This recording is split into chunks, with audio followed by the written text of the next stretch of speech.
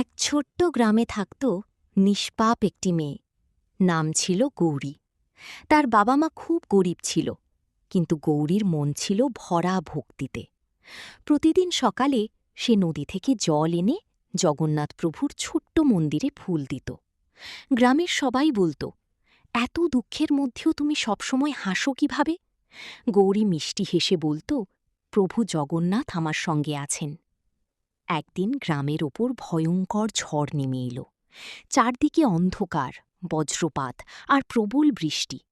সবাই ঘরের দরজা বন্ধ করে দিল, কিন্তু গৌরীর হঠাৎ মনে পড়ল আজ সে প্রভুকে ফুল দেয়নি। মা তাকে আটকিয়ে বললেন, এখন বাইরে গেলে বিপদ হবে। গৌরী শান্ত গলায় বলল, আমি না গেলে প্রভু একা অপেক্ষা করবেন। সে কাঁপতে কাঁপতে ঝড়ের মধ্যে মন্দিরের দিকে হাঁটতে লাগল। হাওয়ায় তার ছোট্ট প্রদীপ বারবার নিভে যাচ্ছিল, তবুও সে থামল না। মন্দিরে পৌঁছে দেখল দরজা বন্ধ।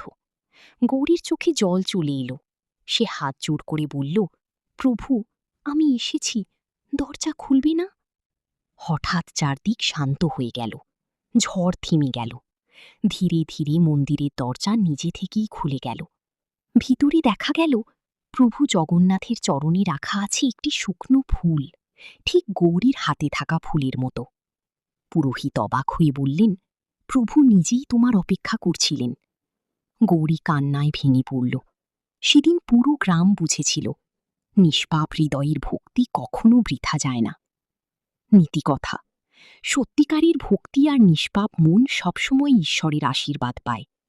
আমাদের ভিডিও যদি ভালো লেগে থাকে তাহলে লাইক, কমেন্ট ও সাবস্ক্রাইব করুন। আর কমেন্টে লিখুন, জয় জগন্নাথ।